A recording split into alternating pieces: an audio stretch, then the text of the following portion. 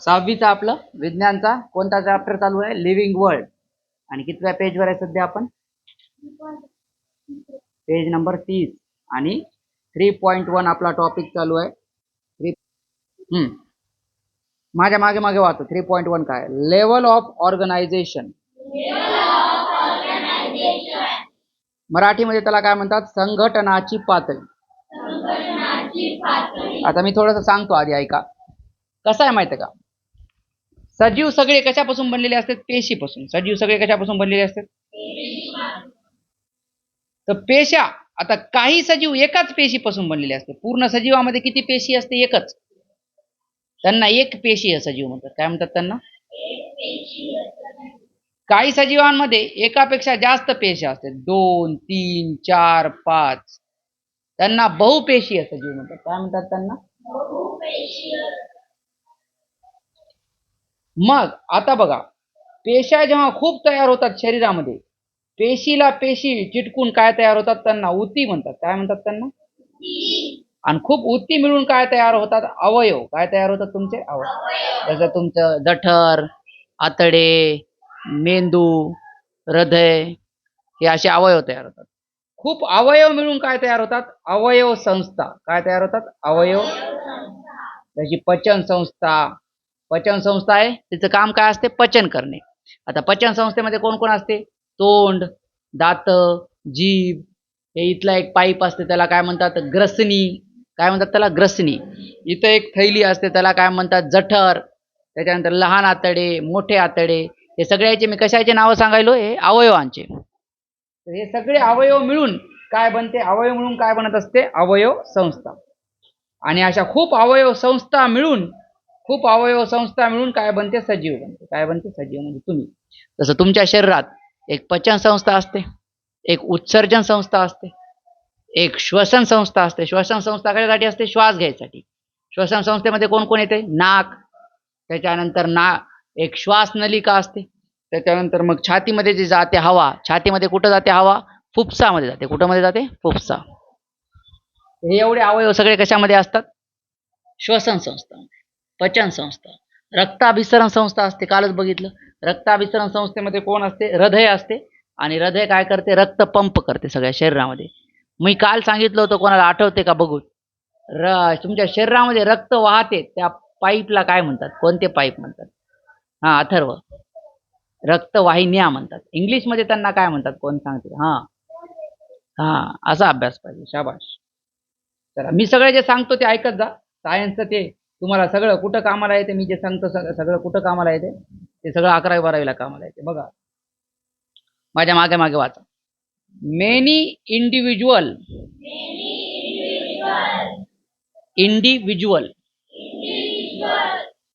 organisms can be organized into the following levels.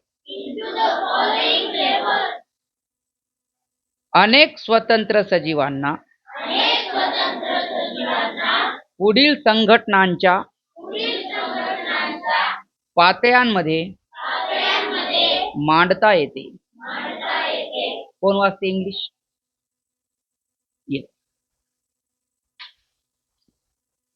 Many individual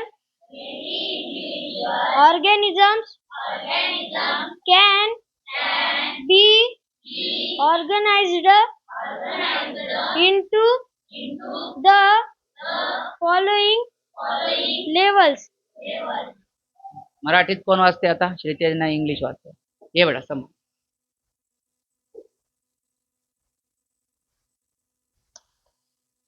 अनेक स्वतंत्र सजीवांना पुढील संघटनाच्या पातळ्यांमध्ये मांडता येते.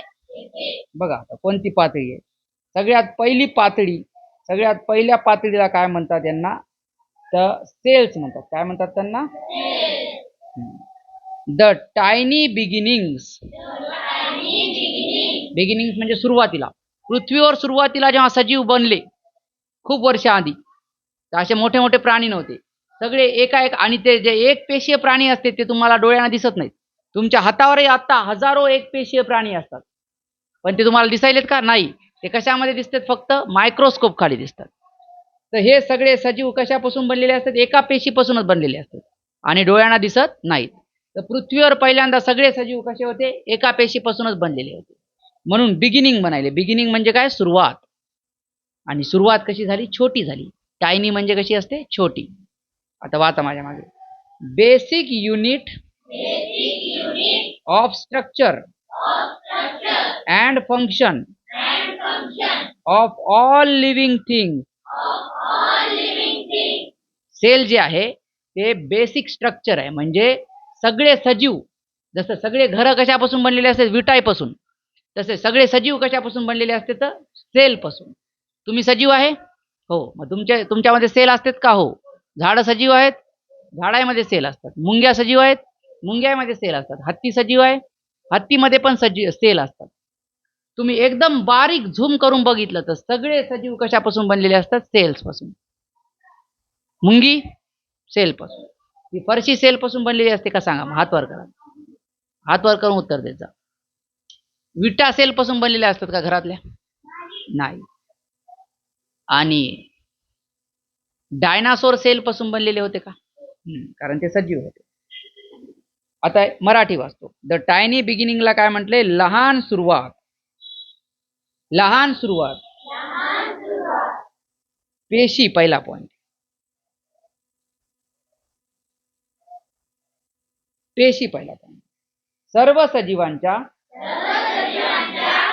रचना आणि कार्याचे मूलभूत एकक म्हणजे पेशी. आणि हे तर पाठच करायचं, कारण ही एवढी जी आहे ती पेशीची व्याख्या आहे. एवढी जी आहे ती पेशीची काय व्याख्या आहे?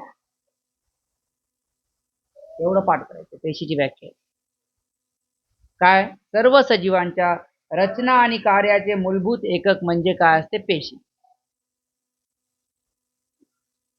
चला आता हे इंग्लिश मध्ये कोण वाचतं? ये Shubhra.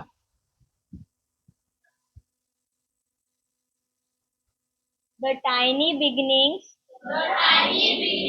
cells, basic unit of structure and function of all living things.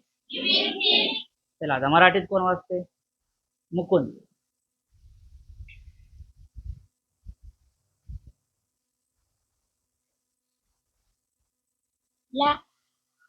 लहान सुरुवात. पेशी सर्व सजीवांच्या रचना आणि कार्याचे मूलभूत एकक म्हणजे पेशी. चला पुढचा पॉइंट. काही सजीव फक्त एका पेशीपासूनच बनलेले. Can't be seen with the naked eye. Some organisms are just a single cell. Can't be seen म्हणजे पाहू शकत नाही. नेकेड आईज म्हणजे नुसत्या डोळ्यानं दिसत नाही. कोण? पेशी. आणि सम ऑर्गॅनिझम्स म्हणजे काही सजीव एकाच पेशीचे बनलेले आहेत. तुम्ही एका पेशीचे बनलेले आहे का? नाही, कारण तुम्ही डोळ्याने दिसायले. मुंगी एकाच पेशीची बनलेली असते का? नाही, कारण ती डोळ्याने दिसायली. मुंगळा एकाच पेशीचा बनलेला असते का? नाही, कारण ते डोळ्याने दिसायले. जे लोक डोळ्याने दिसायले ते एकाच पेशीचे बनलेले नसतात. ते एकापेक्षा जास्त पेशीचे बनलेले असतात. काही सजीव उघड्या डोळ्यांनी दिसत नाहीत, कारण ते फक्त एका पेशीचे बनलेले असतात. आता मी काही प्रश्न विचारतो, ज्याचं नाव घेतलं त्यानंच उत्तर द्या. मला सांगा, सिंगल सेल साठी काय आला असेल? सिंगल सेल साठी मराठीमध्ये? हा श्रीतेज. सेल सिंगल म्हणजे एक, सेल म्हणजे हा एक पेशी. ऑर्गॅनिझम साठी काय आला असेल? ऑर्गॅनिझम ऑर्गॅनिझम साठी मराठी शब्द काय? कोणालाच येत नाही?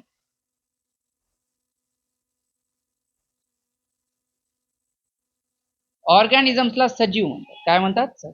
आता प्लीज एवढं लक्षात ठेवा, सजीवांना इंग्लिशमध्ये ऑर्गॅनिझम. नेकेड आयला इंग्लिशमध्ये काय म्हणतात? Naked I.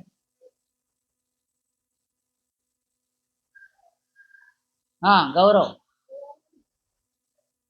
हा श्रीतेज. हा नेकेड आय ना इंग्लिशमध्ये काय म्हणतात? उघड्या डोळ्याने. गौरवला आलं नाही.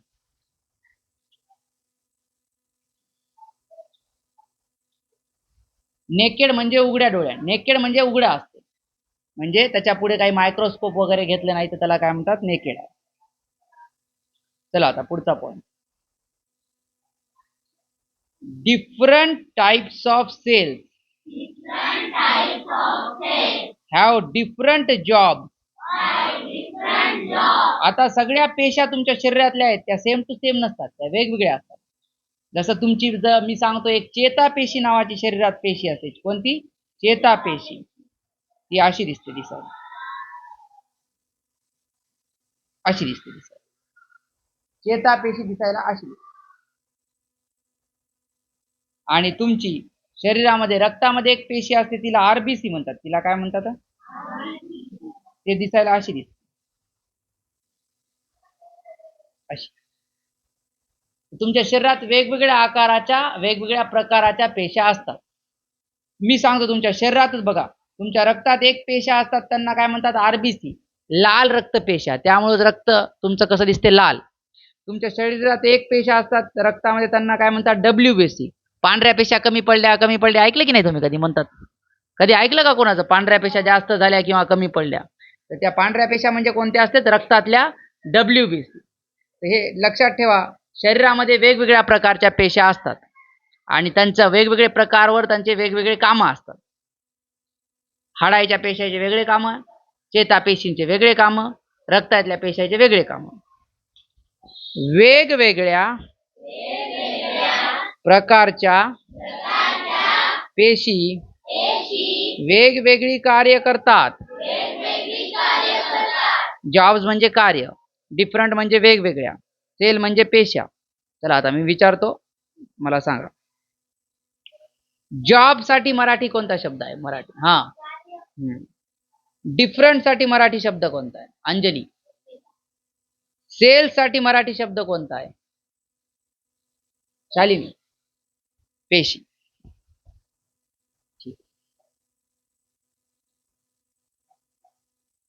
Tissue.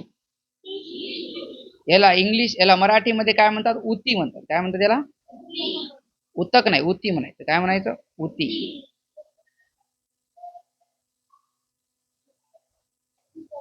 Tissue, group of cells of the same kind. टिश्यूला मराठीत काय म्हणतात? उती म्हणतात. तर मराठीमध्ये बघा व्याख्या वाचतो उतीची. एकाच प्रकारच्या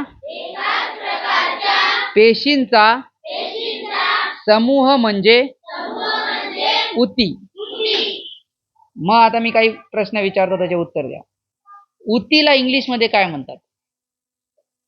कुंडलिक. बरोबर. एकाच प्रकारच्याला इंग्लिशमध्ये काय म्हणतात? एकाच प्रकारच्या. स्नेहल. हा सेम काइंड म्हणजे एकाच प्रकारच्या.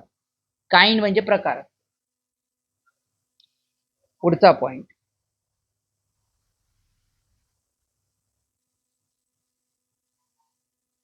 each tissue has a specific function. Function म्हणजे काम. प्रत्येक उतीचं एक विशिष्ट काम असते. मी वाचतो मराठीत अर्थ. प्रत्येक उतीचे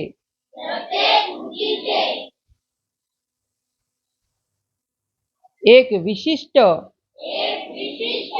कार्य असते. म्हणजे कोण? जसं बघा, माणसाचे कसे डॉक्टर लोकांचं काम काय असते? पेशंटचा इलाज करणं. शिक्षकाचं काम काय असते? लेकरांना शिकवणं. शेतकऱ्याचं काम काय असते? शेती करणं. तसं प्रत्येकाचं आपापलं काम जसं फिक्स आहे माणसामध्ये, तसं प्रत्येक टिश्यूचं पण काम फिक्स असते. सगळेच जण सगळं काम नाही करत. आता मी सांगतो तुम्हाला, जसं तुमच्या शरीरामध्ये 4 प्रकारच्या ऊती असतात. किती प्रकारच्या ऊती असतात? प्राण्यामध्ये 4 प्रकारच्या असतात. एकांना म्हणतात इपिडर्मल. कोणत्या म्हणतात एकांना? इपी. आता हे सगळं मी तुम्हाला 10वी 11वीच्या लेवलचं सांगायचं. एक असते इपिडर्मल टिश्यू, एक असते कनेक्टिव्ह टिश्यू. कोणत्या टिश्यू असते तर? Connective tissue. एक असते मस्क्युलर टिश्यू. कोणते असतात? आणि एक असते न्यूरल टिश्यू. कोणते असतात? आता बघा, हे तुमची जी स्किन आहे, त्वचा, ही कोणत्या टिश्यू पासून बनलेली असते? इपिडर्मल. कोणत्या टिश्यू पासून बनलेली असते? इपिडर्मल. तुमचे हाडं आणि रक्त यांना कोणते टिश्यू म्हणतात? Connective tissue. आणि त्याच्या खाली हे तुमची बॉडी म्हणतात की नाही, बॉडी. बॉडी बिल्डर काय दाखवतात? बॉडी दाखवतात की नाही, त्यालाच मसल म्हणतात. काय म्हणतात त्यांना? त्यांनाच मस्क्युलर टिश्यू म्हणतात. आणि तुमचा मेंदू आणि मेंदूमधून काही पेशा निघतात, त्यांना न्यूरल टिश्यू म्हणतात. काय म्हणतात त्यांना? पूर्ण शरीर. आता जसं बघा, मी हात उचलला, ते हात वर कर म्हणून कोण सांगितलं? माझ्या हाताला माझ्या मेंदूनं सांगितलं. आणि सिग्नल कोण घेऊन जाते? तर पेशा घेऊन जाते. आणि कोणत्या पेशा घेऊन जातात? त्यांना कोणत्या? न्यूरल टिश्यूच्या पेशा म्हणतात. कोणत्या पेशा म्हणतात त्यांना? आणि हात उचलायचं काम कोण करते? मसल करते. पण त्यांना सांगायचं काम कोण करते? न्यूरल टिश्यू करते. असे सगळे मिळून आपापलं काम करतात आणि प्रत्येकाचं काम विशिष्ट असतं. हे मी तुम्हाला एक्स्ट्रा माहिती सांगितली. बघा, आता मला सांगा, मी काही प्रश्न विचारतो त्याचे उत्तर द्या. फंक्शनसाठी मराठी शब्द काय आला? फंक्शन. शुभ्रा. कार्य. स्पेसिफिक साठी मराठी शब्द काय आला? स्पेसिफिक. ईश्वर. विशिष्ट. शाबाश. टिश्यू साठी मराठी शब्द काय आला असेल? टिश्यू साठी? संदीप. शाबाश. चला पुढे जाऊ.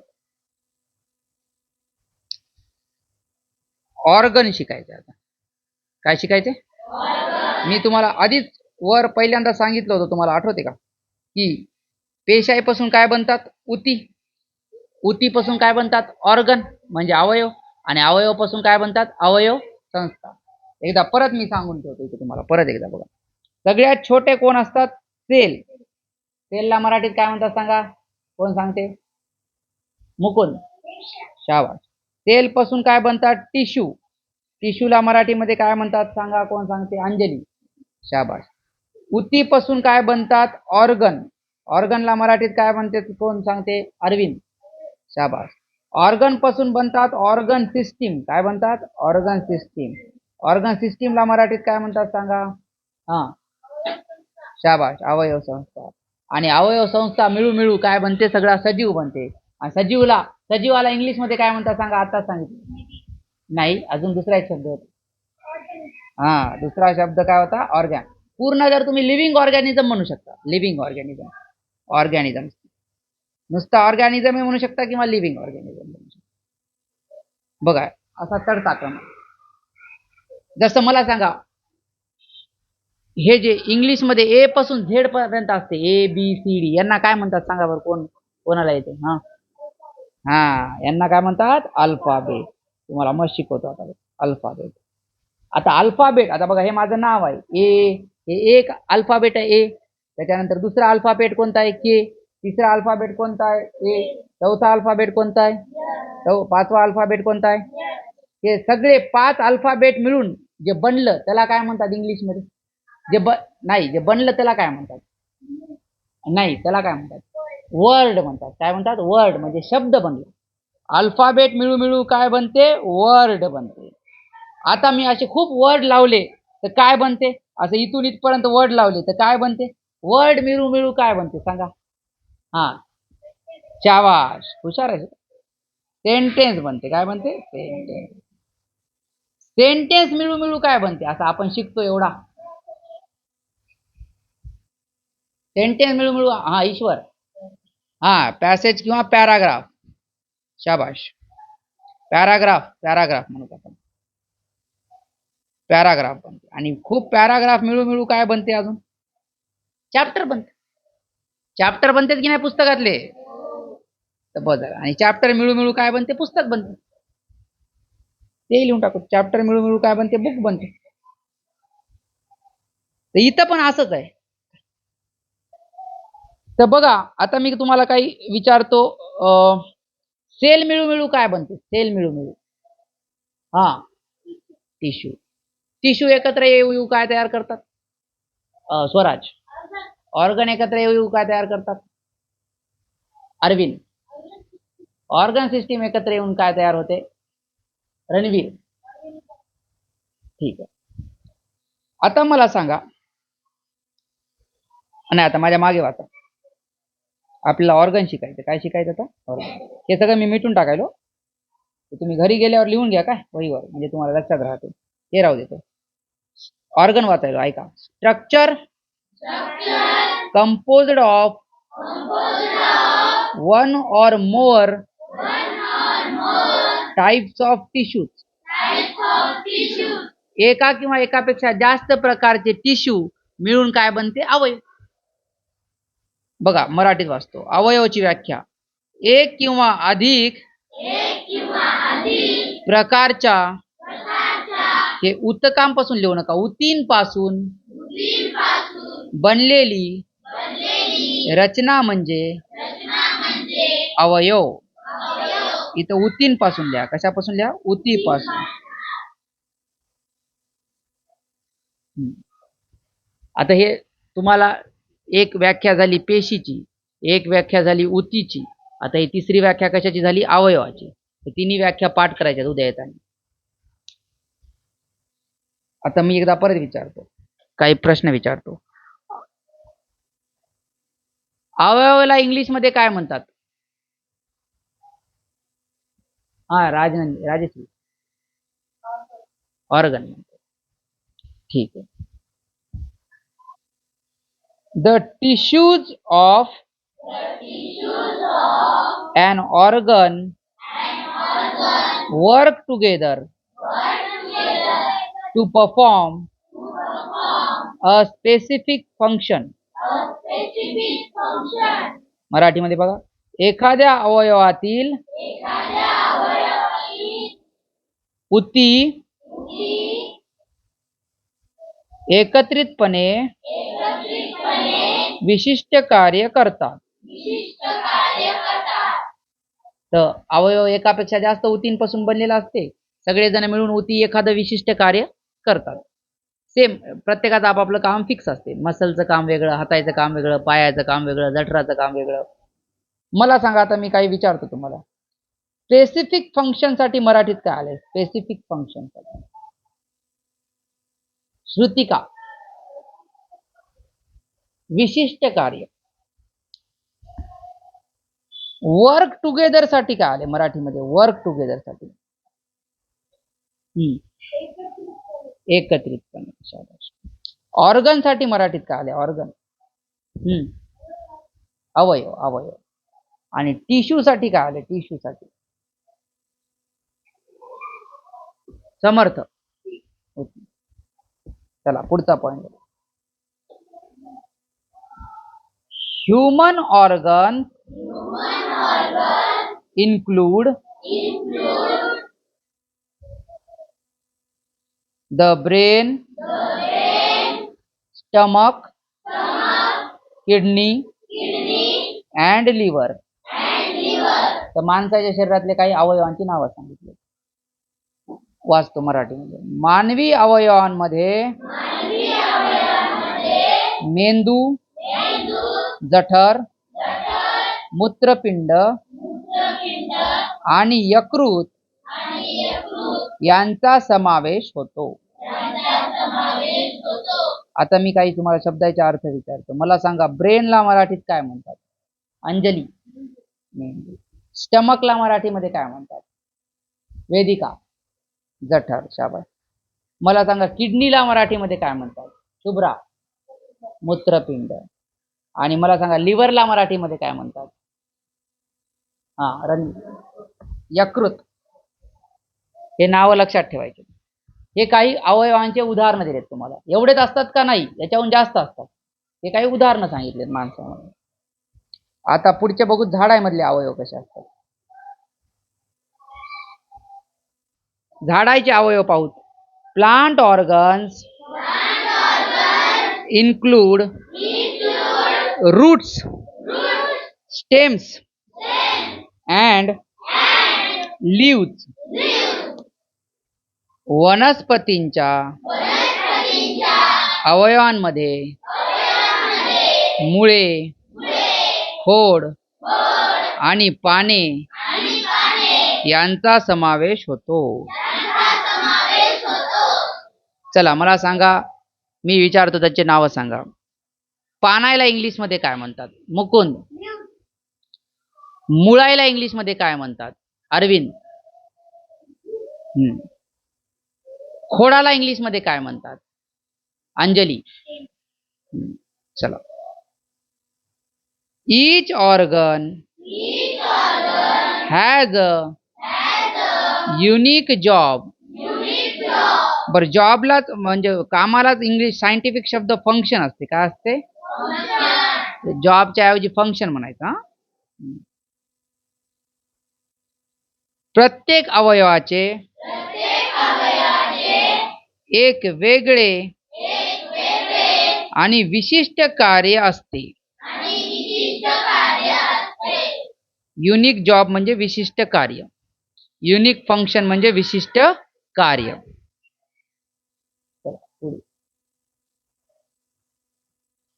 पुढचा पॉइंट आता आपण ऑर्गन पाहिला. आता आपल्याला बघायचंय ऑर्गन सिस्टीम. वाचतो आता, वाचा माझ्या मागे. Group of organs that work together to perform a certain function. ऐका, ग्रुप ऑफ ऑर्गन्स म्हणजे अवयवांचा ग्रुप.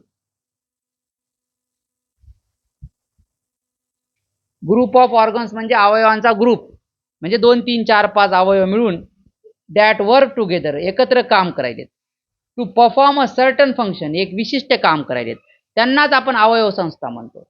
जसं पचन संस्थेमधल्या सगळ्यांचं काम काय? दाताचं काम, जिभेचं काम, आतड्याचं काम. सगळ्यांना शेवटी काय हासिल करायचंय? की अन्न पचवायचे. सगळ्यांचं काय काम आहे? अन्न पचव.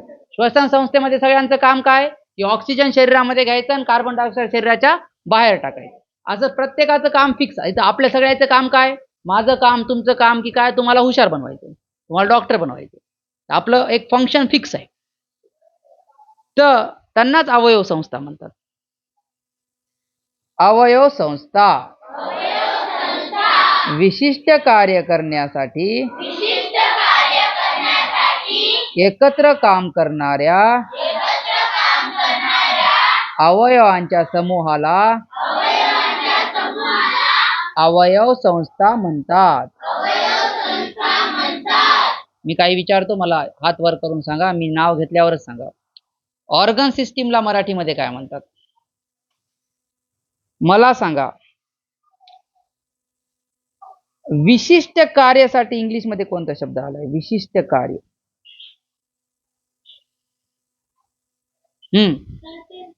शाबाश, सर्टन फंक्शन. मला सांगा, एकत्र काम करणाऱ्यासाठी काय शब्द आला असेल? एकत्र काम करणाऱ्या. स्नेहल. शाबाश. मला सांगा, समूहाला साठी काय शब्द आला असेल? समूहासाठी.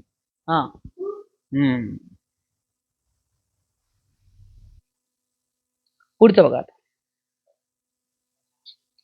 एक्झाम्पल्स बघायचे आपल्याला. वाचा. Examples of organ system in a human include the skeletal. ही पहिली अवयव संस्था स्केलेटल सांगितली, म्हणजे तुमच्या शरीराचा सांगाडा हाडापासून बनलेली असते. नर्वस दुसरी सांगितली. अँड रिप्रोडक्टिव्ह सिस्टीम तिसरी सांगितली. 3च असतात का? नाही, खूप असतात. तुम्हाला एक्झाम्पल 3 दिले. अजून मी देतो इथं. अजून एक आहे डायजेस्टिव्ह सिस्टीम.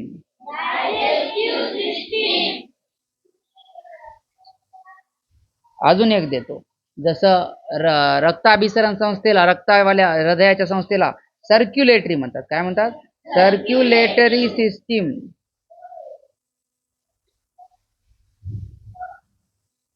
मराठीत वाचतो.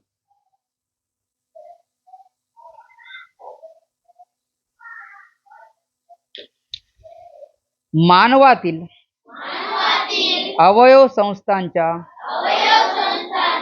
उदाहरणामध्ये अस्थि संस्था,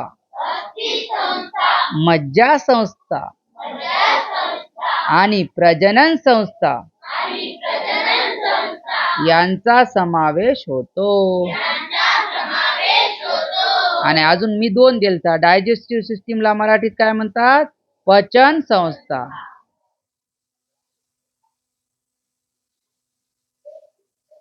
आणि सर्क्युलेटरी सिस्टीमला काय म्हणतात? रक्ताभिसरण. रक्ताभिसरण संस्था. आता मी काही शब्द विचारतो, त्याचे उत्तर सांगा. मला सांगा, स्केलेटलला काय म्हटले मराठीमध्ये? स्केलेटलला फक्त तिघांनाच येते? चौघ. सांग राजेश्री. नाही, चुकलं. झांबरे. अस्थि संस्था म्हणतात. स्केलेटलला काय म्हणतात? अस्थि संस्था. इथे हे पहिल्यांदा, इथे हे पहिल्यांदा, याच्यावरून तुम्हाला अंदाजा काढता येत नाही. नर्वस सिस्टीमला काय म्हणत असतील सांगा? नर्वस सिस्टीमला मराठीमध्ये दत्ता. मज्जा संस्था. आणि रिप्रोडक्टिव्ह सिस्टीमला मराठीत काय म्हणत असतील? माटे. प्रजनन संस्था. चला पुढे चाललो. आता पुढचा टप्पा बघा, परत एकदा विचारतो. पेशीच्या नंतरचा टप्पा कोणता येते? पेशीपासून काय बनतात? हात वर करा. हा, तूच स्नेहल. टिश्यू पासून काय बनतात? ईश्वर. ऑर्गन पासून काय बनतात? समर्थ. ऑर्गन सिस्टीम पासून काय बनतात? मग आता आपण त्याच टप्प्यावर आलो. कोणत्या? ऑर्गॅनिझम. त्याच टप्प्यावर आलो. ऑर्गॅनिझम. वाचा आता. Individual living thing that may be made up of one or more organ system. सजीवांची व्याख्या ही सगळी. आतापर्यंत तुमची बघा, पेशीची व्याख्या झाली, ऊतीची व्याख्या झाली, ऑर्गन म्हणजे अवयवाची व्याख्या झाली, त्याच्यानंतर अवयव संस्थेची व्याख्या झाली, आणि ही आता 5व्या नंबरला कशाची व्याख्या आहे? ऑर्गॅनिझम म्हणजे सजीवाची व्याख्या आहे. मराठीत व्याख्या बघा. एक किंवा अधिक अवयव संस्थांनी बनलेला स्वतंत्र सजीव ही झाली सजीवाची व्याख्या. पुढे घ्या. They can be unicellular and multicellular as well.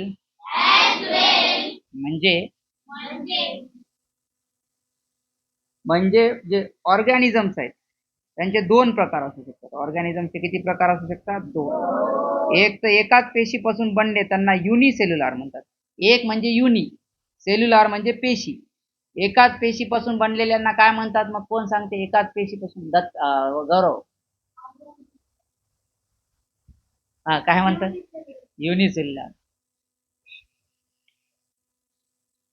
आणि मराठीत त्यांना काय म्हणतात? युनिसेल्युलरला मराठीत काय म्हणतात? एक पेशी. एक पेशी, एका पेशीपासून बनलेले एक पेशी. आणि नाही तर मग एकापेक्षा जास्त पेशीपासून बनलेल्यांना काय म्हणतात इंग्लिश मध्ये? कोण सांगते? हा, माटे. हा, मल्टी. ऐका थांबा. मल्टी सेल्युलार. सेल्युलार म्हणा. मल्टी सेल्युलार. मराठीत त्याला काय म्हणत असतील? हा, समर्थ. बहुपेशीय. बहुपेशीय म्हणजे एकापेक्षा जास्त पेशीपासून बनलेले. आता मी विचारतो, त्याचं उत्तर द्या. आणि जेव्हा तुम्ही घरी व्हिडिओ बघताल याचं उत्तर कॉमेंट मध्ये द्या. हत्ती एक पेशी आहे का बहुपेशी आहे? हत्ती. कुंडलिक. माणूस एक पेशी आहे का बहुपेशी आहे? राजवीर. आंब्याचं झाड एक पेशी आहे का बहुपेशी आहे? माटे. मग एक पेशीचं काही नाव माहित आहेत का तुम्हाला? नाही, मी सांगतो तुम्हाला. एक फेमस नाव असते, एक प्राणी असते, त्याला अमिबा म्हणतात. कोणता म्हणतात? एक पेशीय प्राणी म्हणलं तर तुम्ही काय लक्षात ठेवा? अमिबा. कोणता लक्षात ठेवा? अजून एक सांगतो, पॅरामेशियम एक लक्षात ठेवा. काय ठेवा? बरं जाऊ द्या, सध्या अमिबाच लक्षात ठेवा. खूप आहेत, तुम्हाला मी खूप उदाहरण देणार आहे नंतर, लिस्टच, जे एकाच पेशीपासून बनलेले असतात. मग तुम्हाला अमिबा डोळ्यांना दिसते का? कधी अमिबा तुम्ही पाहिला का? नाही, कारण नाही दिसत ते. त्याला कशाखाली बघावं लागते अमिबाला? मायक्रोस्कोप खाली. चला आता पुढे थोडी माहिती आहे, इंटरेस्टिंग माहिती. इंटरेस्टिंग माहिती आपण कोणत्या सेक्शन मध्ये देतो? डिड यू नो, म्हणजे तुम्हाला माहिती आहे का, या सेक्शन मध्ये देतो. बघा, पहिला पॉइंट, पहिली माहिती. Your body has about 37 trillion cells. 1 trillion म्हणजे किती असते? 1,00,000 करोड असते. किती असते? 1,00,000 करोड. 37 ट्रिलियन म्हणजे 37 लाख करोड पेशी आहेत तुमच्यामध्ये. किती पेशी आहेत? 37 लाख करोड. म्हणजे करोड सुद्धा 37 लाख वेळेस झाली. खूप जास्त असतात ते. तुमच्या शरीरात सुमारे 37 ट्रिलियन म्हणजे 37 लाख कोटी पेशी असतात. हे लक्षात ठेवायचं, उद्या विचारतो मी, तुमच्या शरीरात किती पेशी असतात म्हणलं तर तुम्ही काय म्हणायचं? 37 लाख कोटी. दुसरा पॉइंट बघा. If you stretched out all your blood vessels, they wrap around the earth twice.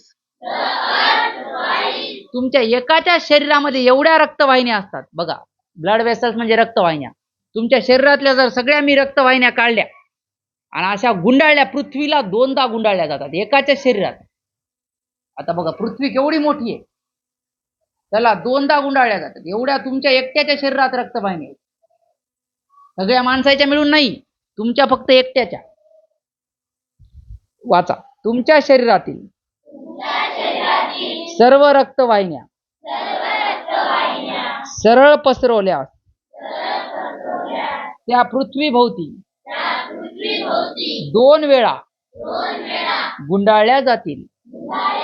तर तुमच्या शरीरात एवढे जास्त दोरी आहे, त्या दोरीला काय म्हणतात? रक्तवाहिन्या. ते पृथ्वीला 2 वेळापेक्षा जास्त गुंडाळता येते. एवढी लांब दोरी आहे तुमच्या शरीरात, तुम्हाला पताही लागत नाही. अशा बारीक बारीक केसाहून पातळ रक्तवाहिन्या असते, फोल्ड करू करू ठेवलेले. तिसरा point. A single drop of blood contains millions of cells. एक छोटूसा रक्ताचा थेंब जर घेतला तुम्ही, रक्ताचा, त्याच्यामध्ये करोडो, लाखो, करोडो पेशी असतात. रक्ताच्या एका थेंबामध्ये लाखो पेशी असतात. आता मी काही प्रश्न विचारतो, सांगा. ब्लड वेसलला मराठीमध्ये काय म्हटले? राजनंदिनी. ड्रॉप ऑफ ब्लडला काय म्हटले? Drop of blood. A single drop of blood याला मराठीत काय म्हटले? Single drop of blood. हा, समर्थ. हा, रक्ताचा एक. शाबाश.